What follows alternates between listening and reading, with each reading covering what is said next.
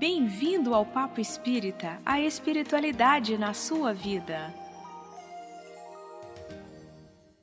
Sejam todos bem-vindos, mais um Papo Espírita no ar. Essa é uma produção da Comunhão Espírita de Brasília.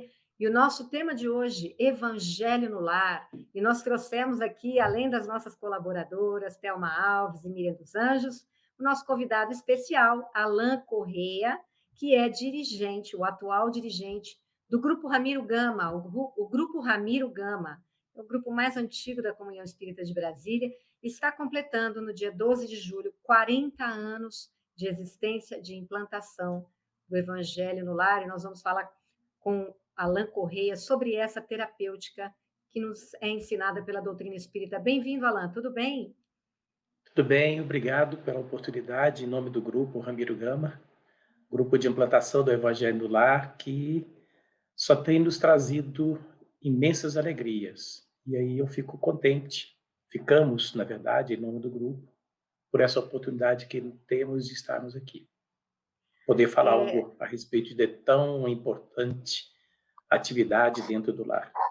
Então, para as pessoas que estão começando, né, a aprender do que se trata o Evangelho no Lar, a gente entende que essa terapia do Evangelho, ela é solução, ela auxilia na solução de várias questões que todos nós vivemos. Eu vou citar aqui algumas delas. Necessidade consciente de espiritualização, situações de conflito ou desarmonia doméstica, problemas psíquicos, depressão, ansiedade, pânico, doenças prolongadas de cunho grave, como degenerativas, incapacitantes ou terminais, desequilíbrio mediúnico e obsessões espirituais, desentendimentos, separações conjugais, mortes abruptas por suicídios, acidentes, assassinatos, vícios em drogas, tensões profissionais, entre tantas outras circunstâncias aflitivas, né? Alain, explica para quem nos assiste o que é o Evangelho no Lar e por que a sua prática traz tantos benefícios para a nossa harmonia interna e da nossa família. Bem, o Evangelho no Lar, ou o culto do Evangelho no Lar, ou o estudo do Evangelho no Lar, não importa o nome que se lhe dê, é, nas palavras dos espíritos amigos, um verdadeiro banho de luz espiritual que ilumina o lar, higieniza a mente e também a alma, né? E harmoniza a família na paz do Cristo, que é o principal objetivo de quem está e quem procura nesses momentos difíceis, em todos que passamos pela vida, encontrar justamente essa paz. E para aquele quem dele participa, né, do Evangelho no Lar, tanto encarnados como desencarnados, vão encontrar, então, condições de colocar em prática esse Evangelho, os ensinos que colhemos no dia a dia desses estudos, que é o mais importante, né? Evangelho de Jesus, na prática, na realidade, é nos transformar no dia a dia. Pois quando se ora em conjunto, em família, com amigos, o que seja, né? Buscando o Evangelho de Jesus, os espíritos superiores passam a nos acompanhar, nos assistir em nossas necessidades, né? Ali promovendo o afastamento daqueles espíritos que, de quando em quando, procuram ou tentam nos impedir ou trabalham pela discórdia dos membros da família. Então, ele é para quem participa realmente, um banho de luz. E, sim, é aí que está o belo dessa mensagem do Evangelho de Jesus, porque no lar, todos os espíritos, encarnados ou não, porque também, mesmo encarnados, somos, não deixamos de ser espíritos, né? Participamos e recebemos a visita desses amigos espirituais que nos propiciam, então, esse encontro fraterno, belo e que nos traz sempre somente benefícios, né? É uma oportunidade bendita, considerando assim, de apoiar aqueles que sofrem, aqueles que, em tanto encarnados como desencarnados, né? Que aqui vale inclusive ressaltar, porque antes mesmo do horário do Evangelho começar a se realizar, espíritos amigos já nos acompanham, chegam antes daquele horário e propicia então o que a gente poderia dizer, uma asepsia da psicosfera daquele ambiente, daquele lar, fazendo com que ele se torne mais harmonioso naquele instante. E mais ainda, nos auxiliam para que esse ambiente, depois do estudo do Evangelho no Lar, ele se prolongue, se estenda para os dias seguintes daquele horário.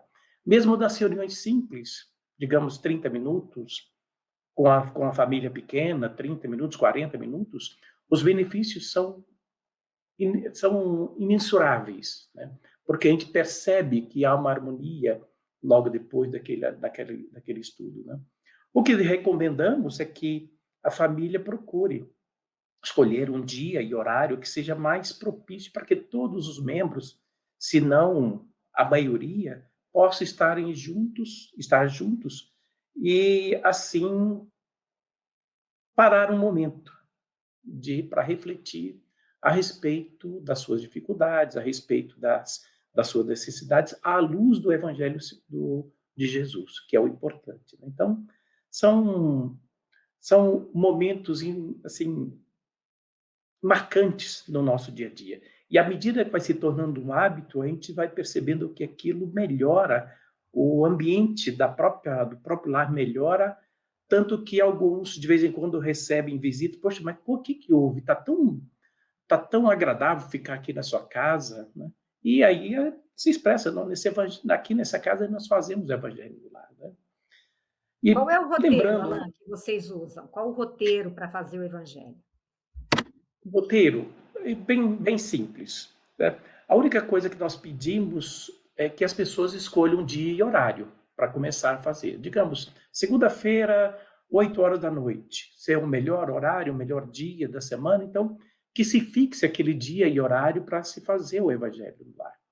Feito isso, recomendamos que meia hora antes, ou coisa assim, acalme-se o ambiente, desligue TV, ou que é mais comum, ficar em frente a um telejornal, uma novela, ou coisa parecida, né? E, se possível, colocar uma música suave.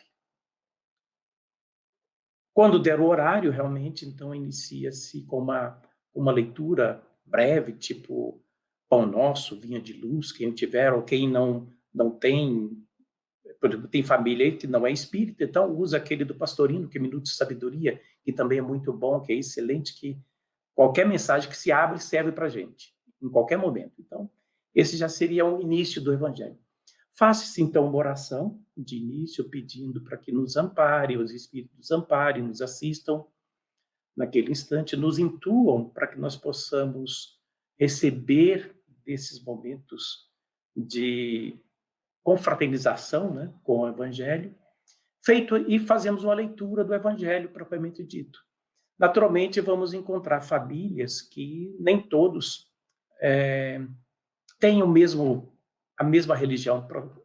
Digamos, uns são espíritas, um membro da família é espírita, o outro não, católico, protestante, outro completamente agnóstico, mas então procura-se ali uma fórmula de encontrar um ponto em comum para esses estudos. Se não gosta, digamos, ou alguns são resistentes à doutrina espírita, então peguemos a Bíblia, abramos ali o Marcos, Mateus, Lucas ou João e façamos uma leitura breve de um tema, e aí buscamos nesse instante fazer uma reflexão, dando a oportunidade para que cada um faça um comentário, evitando naturalmente sempre críticas que desmereçam, sejam pessoas ou instituições ou quem quer que seja, porque é um momento de buscar um ensinamento de paz, né? Assim como Jesus disse, são nesses momentos tão importantes, porque ele, lá em Mateus, se não me falha a memória, ele coloca aqui, onde dois ou três, ou duas ou três pessoas estiverem reunidas em torno do teu nome, do seu nome, Jesus, no meio delas ele estaria. Então é o momento em que abrimos nosso lar para a própria presença de Jesus.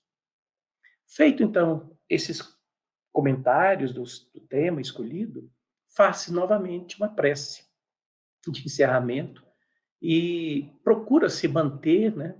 É recomendável procurar se manter aquela harmonia que vigiu, né, dentro do lar naquele instante. Eu queria passar a palavra para Thelma e para Eu Miriam? queria perguntar, Isso, eu queria vamos lá. eu queria te perguntar, tem muitas pessoas que ficam, questionando, assim: "Eu moro sozinho, eu sou sozinha, será se eu faço evangelho no lar? Tem validade fazer o evangelho no lar?" Queria que você respondesse para nós. Sim, sim, claro, e muitas vezes vamos encontrar, principalmente agora na atualidade, é mais comum encontrarmos famílias em que as pessoas estão sós, ou ela mais uma pessoa, no máximo duas, e outras vezes simplesmente moram só. Isso não é motivo para deixar de fazer, né? Jamais. Até porque, como vamos encontrar no Livro dos Espíritos e também numa das cartas de Paulo, que nós estamos envoltos, segundo Paulo, numa nuvem de testemunhas. E Kardec pergunta aos espíritos, e eles respondem que é tão grande o número de espíritos à nossa volta que muitas vezes são eles que nos dirigem. Então, jamais estaremos sós, jamais. Nosso mentor espiritual, nosso anjo da guarda, nossos espíritos amigos que nos acompanham, sempre estarão junto conosco. Eu Alan, Então, mesma vale a faço pena. sozinha, né, Miriam? Você também, né, Miriam? oi, eu faço sozinha. Há algum tempo já faço sozinha. Mas, segundo a linha da Thelma, da dúvida geral que às vezes acontece, a gente se organiza para um determinado dia e horário. E quando naquele dia e horário a gente não está em casa ou está impossibilitado de fazer? Como é que a gente deve agir, Alan? Devemos ajustar a situação naturalmente, tá? Eventualmente vamos estar, por exemplo, recebendo visitas em casa, então explicamos e se ela aceitar aquecer e nos acompanhar no evangelho, ótimo. Se não, pedimos para aguardar um pouco e quando terminar o evangelho a gente dá atenção. Isso naturalmente quando não há uma emergência a ser atendida, porque se estamos naquele momento no evangelho, pode ser que nós estejamos mais receptivos para contribuir e ajudar numa determinada emergência. Outras vezes estamos em viagem, então, mesmo que seja da casa de parentes, hotel, coisa parecida, procurar manter a realização do evangelho, mesmo que ajustando levemente os horários ou o dia, não deixar jamais de fazer, porque ele contribui para a nossa harmonia, onde quer que estejamos. Então, jamais deixá-lo de fazer, né? Mesmo que seja assim, de forma ligeira, rápida, né? Manter esse hábito. É porque é mais simples do que parece, né, Alan? Ao reservarmos um horário para essa conexão, o estudo é um motivo também, né, para a gente aprender mais, né, sobre os ensinos do Evangelho, mas ao fazermos essa prece, essa conexão, na hora que a gente faz também os pedidos pelos familiares, por pessoas que a gente conhece, né, que estejam precisando de algum auxílio espiritual, a gente vai modificando a nossa frequência vibratória e vamos conseguindo nos alinhar mais com os nossos mentores, os espíritos amigos, e isso tudo vai fazendo com que a gente vá se modificando lentamente. Quando você passa um tempo, você olha quem você era e quem você é, depois de anos de evangelho no lar, né? Você percebe várias mudanças e essa harmonia na nossa casa é o mais importante, né? Eu queria, como vocês estão completando 40 anos, eu queria perguntar como o grupo está atuando agora na pandemia. Nós mesmos, né, eu, Miriam, Thelma, muitas pessoas da comunhão, fazemos parte de alguns grupos que estão se reunindo apenas virtualmente, né, e fazemos o evangelho. Como é que isso funciona? Como buscar a assistência do grupo também, Ramiro Gama, nesse momento? Deixa eu só antes de responder essa pergunta, deixa eu fazer só um leve comentário a respeito da existência do grupo. Ele começou há 40 anos, então, e nos primeiros anos, o número de pessoas que procuravam o nosso grupo era muito grande, até porque as fichas, uma pasta com as fichas, ficavam na entrada da portaria, ali do balcão da comunhão, e era um volume bastante expressivo. E as pessoas chegavam, faziam, nós íamos, né, visitá-los, né? Agora, com a pandemia, mudou bastante. Até porque a gente pode dividir a existência desse grupo em 2 períodos. Um dos seus primeiros 20 anos, 21, 22 anos, mais ou menos, em que os evangelhos eram mais de levar uma fórmula, um roteiro de como fazer o estudo do evangelho no lar. Posteriormente, lá quando ele completou, vamos chamar assim, a sua maioridade, então os espíritos nos disseram, os benfeitores do grupo nos disseram o seguinte: olha, haverá uma mudança na forma de atuação ou nos trabalhos que são realizados. Nós não entendemos muito bem aquilo, né, naquele primeiro momento, e pouco a pouco fomos percebendo que a mudança viera da seguinte forma: as visitas, os lares visitados, tornaram-se mais complexos os casos. Não era simplesmente levar o evangelho. Assim como também na comunhão, né? O atendimento fraterno, igualmente, se tornou mais complexo. Como você disse na sua introdução, famílias com perdas severas, drogadição, separações, e assim, depressão. Então, tem situações que se tornaram comuns nas visitas que temos realizado. E a comunhão agora, mesmo nesse momento de pandemia, quando abriu, então, o atendimento fraterno virtual, e como nós somos uma extensão do atendimento fraterno da DAO, então nós somos convidados a participar desse atendimento, visitando os lares, mesmo que virtualmente, levando o evangelho.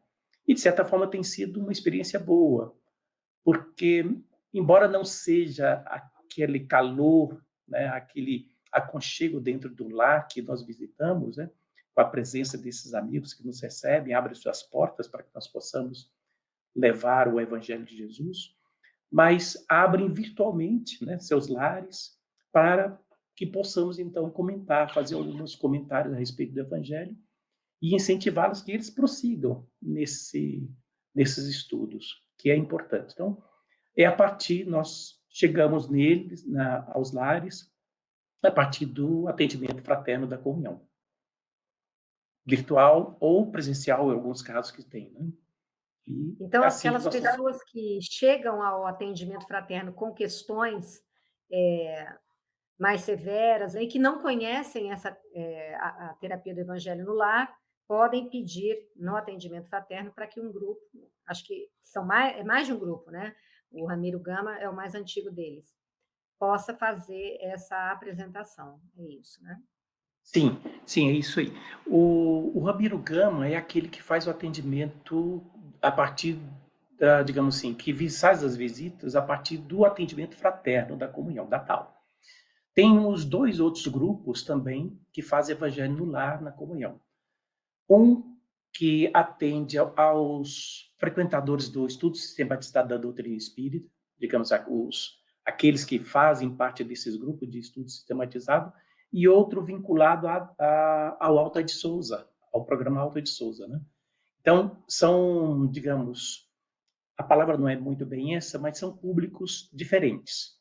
O Ramiro Gama, ele é mais abrangente e busca justamente atender aqueles que são incentivados, são orientados durante o atendimento fraterno a fazer o estudo do Evangelho para equilibrar seus lares, né?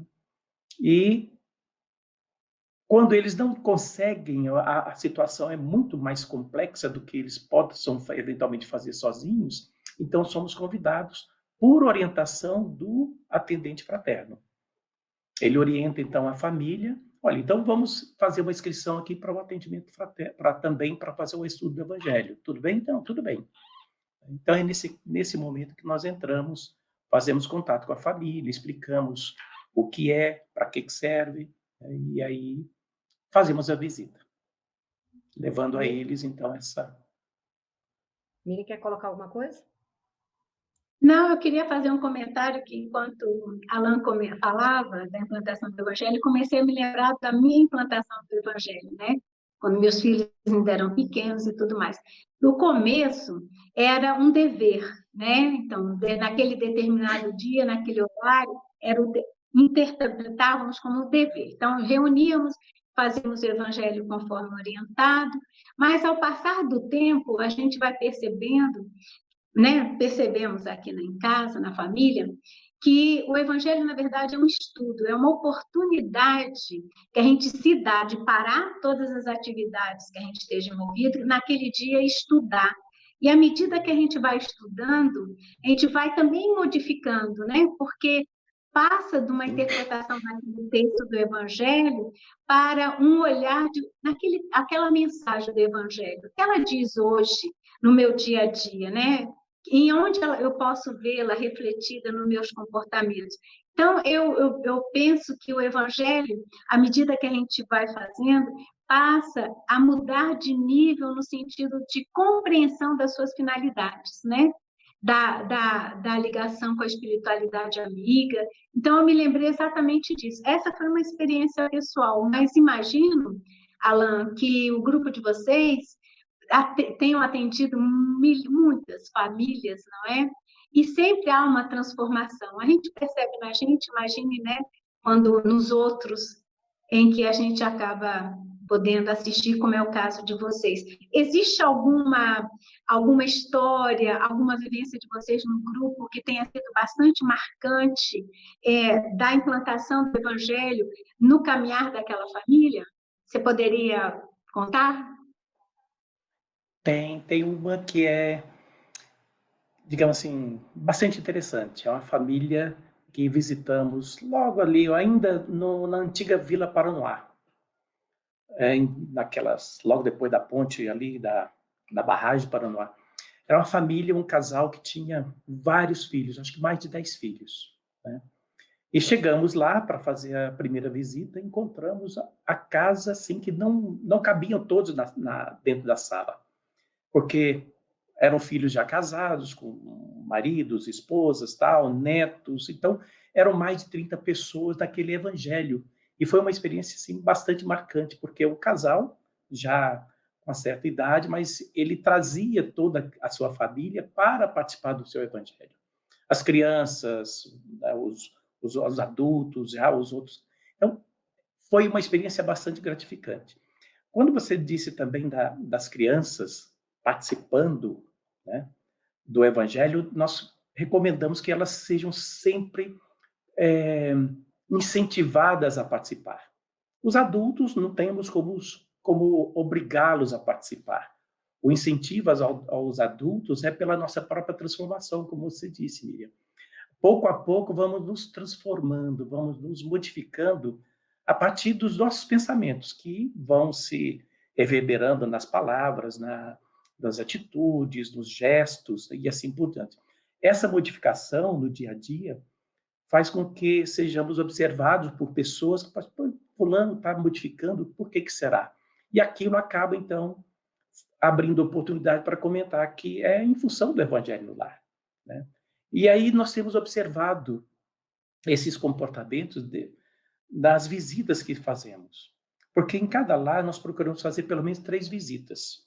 Às vezes vamos encontrar lar que na primeira visita nós não conseguimos, mal conseguimos fazer uma oração.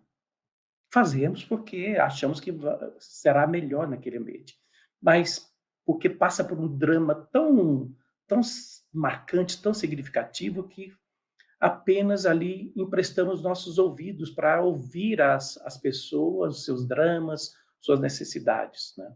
Conflitos de toda a natureza, e aí fazemos a primeira visita, a segunda, terceira, e entre a primeira visita, a terceira ou quarta visitas que fazemos, há uma mudança radical para melhor naquele ambiente.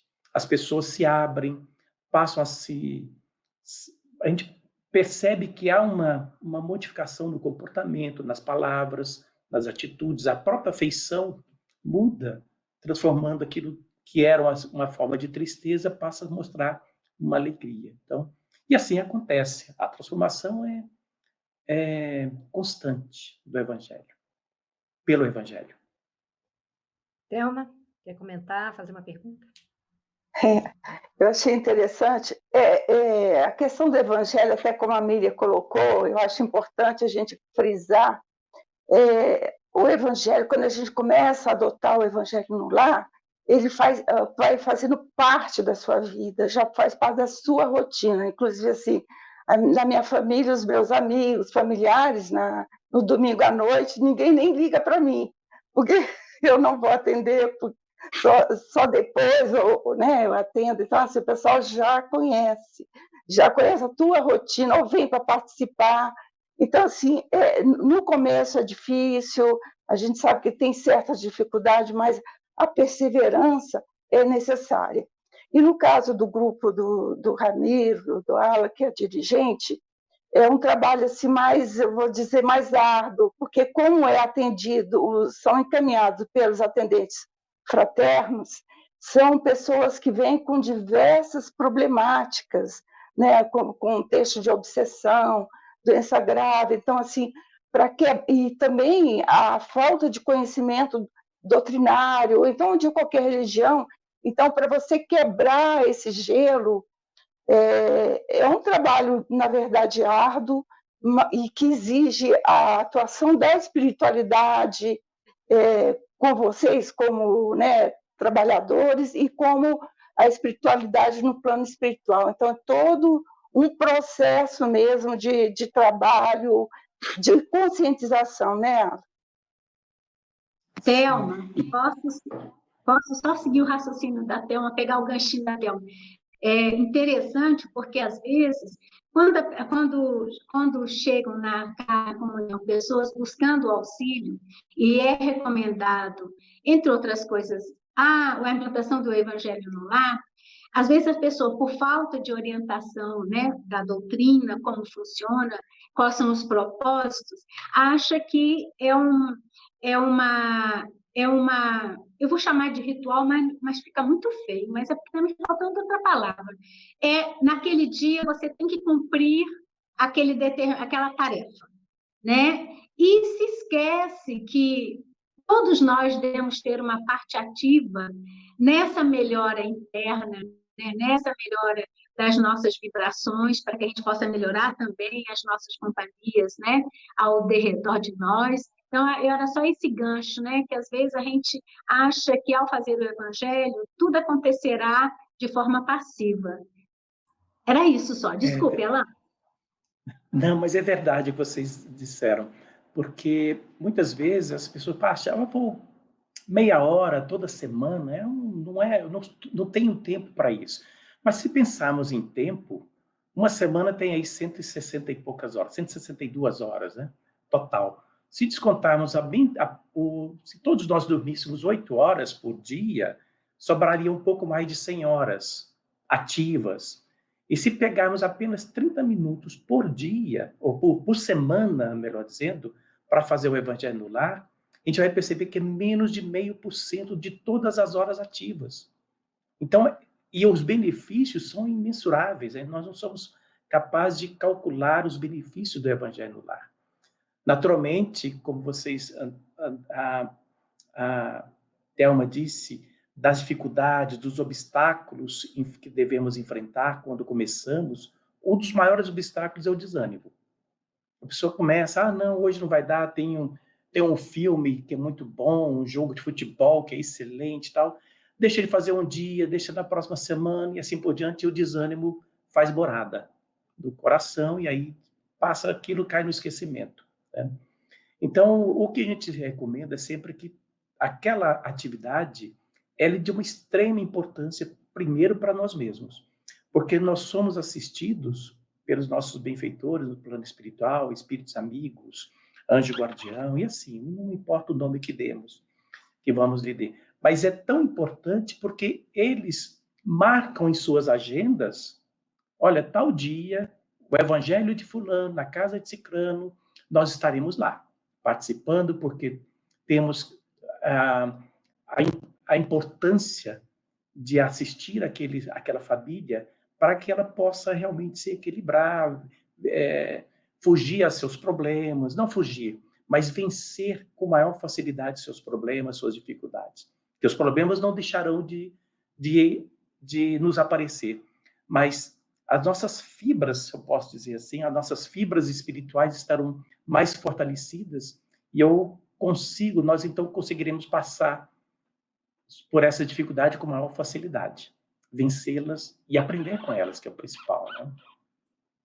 Eu tenho a moça que trabalha na minha casa, ela me relatou, ela é espírita, ela me relatou umas questões mediúnicas que estavam acontecendo com ela, que estavam causando situações complicadas no lar dela, né? Conflitos com o marido. E aí eu ensinei o Evangelho no Lar. E ela me relata que está fazendo tão bem, porque ela tem filhos de várias idades, ela reúne todos, o marido ainda fica um pouquinho, não se sente muito à vontade, e ela faz as leituras todas em voz alta, e aí o marido perguntou para ela, por que você tem que falar como se você estivesse conversando com uma plateia? Ela, porque tem uma plateia aqui, uma plateia Exatamente. espiritual. E assim ela vai me relatando que tem feito um bem enorme, que os conflitos se resolveram. Quer dizer, a gente não sabe o que do outro lado está acontecendo, que está sendo harmonizado com uma coisa, às vezes, tão simples, né? Então, as pessoas, como a Miriam disse, né? As pessoas, às vezes, também gostam, acham que a mudança vem de fora para dentro. Então, se elas não vão tomar um passe físico, se elas não vão àquela sala de tratamento físico-espiritual, onde elas deitam ali, que tem uma equipe de encarnados também trabalhando, elas acham que nada vai acontecer, né? Nenhuma mudança vai se dar. Quando o poder da mudança está dentro delas e com ferramentas tão simples como você mesmo descreveu, né? Um livro de harmonização, uma Bíblia, ou um Evangelho, ou um livro de estudo, e ou você sozinho, né? Como eu faço também, a Miriam faz, ou você com a sua família, às vezes vem pessoas de fora, né? Eu queria te fazer uma pergunta, Alain. Vocês continuam trabalhando na pandemia, continuam implantando, e também tem muita gente, você me relatou, né, que tem pessoas agora de outros países. A comunhão está se expandindo com essa parte do online, né, que a pandemia obrigou.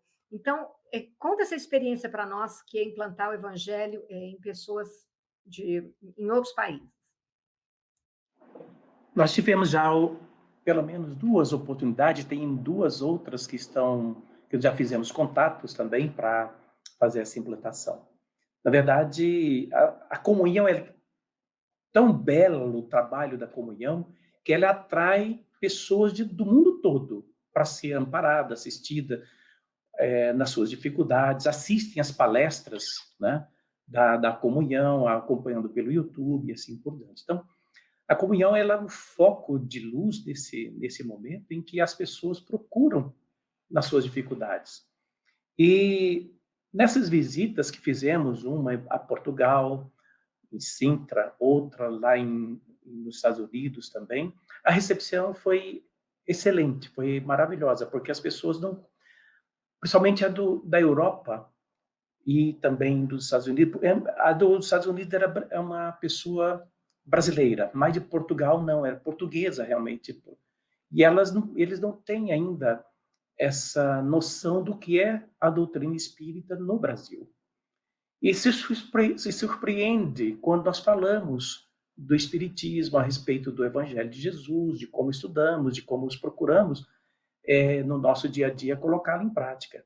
Então, abre uma outra oportunidade também para que essas pessoas possam conhecer a religiosidade, seja ela católica, seja ela espírita ou não, mas que o espiritismo abre, de certa forma, o coração e a mente dessas pessoas que temos visitado, mesmo fora do Brasil, para que elas possam compreender melhor a necessidade de manter essa religiosidade.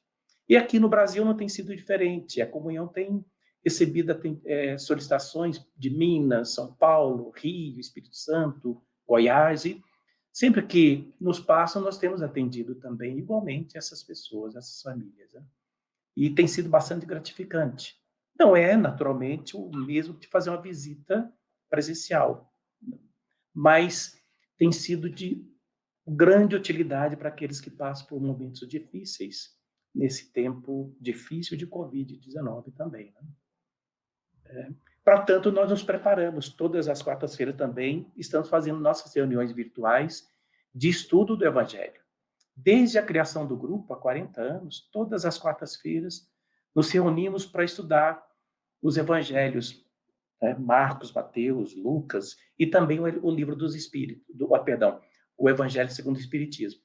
Eventualmente, entremeamos também com as outras obras básicas, mas nunca deixamos de estudar o Evangelho, para que nós possamos, pelo menos, quando formos à casa das pessoas que nos convidam, saber um pouco daquilo que estamos falando.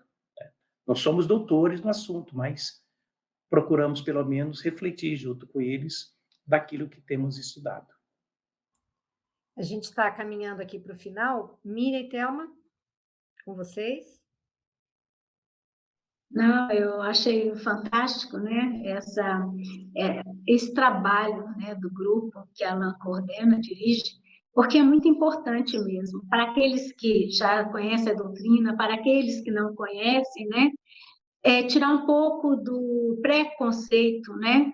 Quando a gente não entende as coisas, a gente cria um preconceito e acha, dentro das nossas crenças, acha valores diferentes, né? Então, eu gostaria só de reforçar aqui o quanto é importante a implantação do Evangelho no lar, o quanto é importante pessoalmente para a família, para o ambiente social que a gente frequenta, porque há mesmo um movimento de mudança, de transformação, que começa, como disse Ana, dentro de nós mesmos, né? O Evangelho nos traz a informação, o conhecimento. Agora, a ação somos nós que damos, né? Para que as consequências que buscamos, elas de fato aconteçam. Era isso. Então, eu só faço as minhas palavras que a Miriam colocou, né? A importância do Evangelho, a modificação que nós sentimos, né? A falta quando acontece alguma coisa que a gente tem, mas a gente consegue, né? Com a nossa perseverança, a gente sabe e sente o quanto o Evangelho já está imbuído, esse trabalho do Evangelho no lar está imbuído dentro de nós. É isso. Alan, antes de eu passar a palavra para você terminar com uma mensagem, né, para quem nos assistiu, eu queria trazer o depoimento de um trabalhador espírita lá da Comunhão, Carlos Belo, que acho que todos nós conhecemos, e ele teve a sua vida transformada a partir da implantação do Evangelho no Lar pelo Grupo Ramiro Gama. Vamos trazer o depoimento dele. Nós implantamos o Evangelho aqui em casa em 1994. Eu tinha passado um processo físico muito complicado, que teve solução no tratamento da André Luiz. Nós não éramos espíritas e pedimos para que fosse implantado o Evangelho no lar aqui em casa. Esse Evangelho foi implantado. E hoje nós somos trabalhadores da casa, temos algumas atividades ligadas à casa e até a outros centros. E eu vejo essa implantação do Evangelho hoje assim, essencial para nós, porque nós estamos passando por um momento de perda severa. O nosso filho partiu há uns 8 meses e eu creio que se nós não conhecêssemos essa doutrina consoladora, nós não teríamos condição, né, ou suporte para passar por essa perda, né?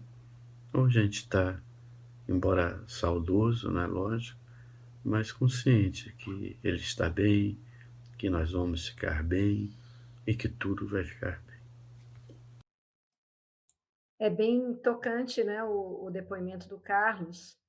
Então, para a gente encerrar, Alan, por favor, deixa para nosso público uma mensagem da importância da implantação desse evangelho, principalmente nesse momento, que seja um ponto de virada, né, já que está todo mundo passando por dificuldades tão grandes, né, nessa pandemia, que a gente possa aprender de alguma forma uma coisa nova e solidificar, né? O que você pode deixar como mensagem para nós? Bem, o Evangelho no lar é uma experiência única, né? porque nos tornam, pouco a pouco, mais conscientes do nosso papel na família, do nosso papel na sociedade e também no nosso papel na natureza em nossa volta. Nós passamos a enxergar tudo isso de forma diferente, com maior consciência de tudo isso, né? E ainda ele nos proporciona, nos ajuda a compreender o porquê das nossas dificuldades, né, que estamos a passar, e mais ainda ele nos traz a certeza de que jamais estamos ausentes da providência divina. Estará sempre conosco, nos amparando, nos assistindo. Joana de Ângeles, no livro Messe de Amor, ela coloca que o evangelho do lar é Jesus no lar. E Jesus no lar, é vida para o lar. Então, que possamos manter essa chama viva de luz em nosso lar, deixando que Jesus penetre, que entre, abramos a porta do nosso lar para que ele possa adentrar em nosso lar naqueles momentos em que estamos reunidos para o estudo do seu evangelho, né? Considerando que ele é nosso guia, ele é o nosso pastor e nós somos suas ovelhas, né? Ele é nosso modelo e guia. Modelo porque devemos nos espelhar nele, e guia porque ele nos dá o evangelho para que nós possamos encontrar, então, o rumo da nossa vida, da nossa existência. Alain, muito obrigada pela sua presença aqui. Parabéns por esses 40 anos ininterruptos de um trabalho no bem, que tem com certeza auxiliado, sei lá, centenas de famílias, né? Não sei quantas famílias vocês podem ter tido a oportunidade de visitar e continuam visitando, quer dizer, espalhando esse trabalho que leva paz, que leva harmonia, que leva entendimento, né? Principalmente, que tira do desespero famílias que podem estar enlutadas, passando por graves conflitos. É uma porta que se abre, né, na vida de cada um de nós a partir dessa implantação do Evangelho no Lar. Então, fica aqui o meu agradecimento pela sua presença. Miriam e Thelma, também muito obrigada. E vocês todos que nos assistiram, que vocês possam tirar suas conclusões disso tudo que vocês aprenderam, que vocês que ainda não praticam o Evangelho no Lar possam dar os primeiros passos. Se precisarem de auxílio,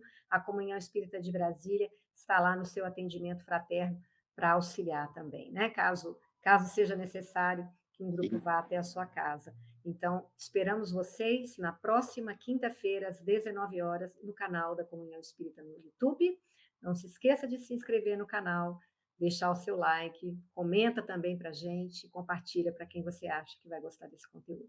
Muito obrigada e até a próxima. Obrigado a você, Ana, Miriam, Thelma, e a todos aqueles que nos ouvirem, né, a partir desse nosso bate-papo. Muito Somos obrigada. imensamente gratos. Nós que agradecemos, Alain. Grande abraço. Tchau, tchau, obrigado.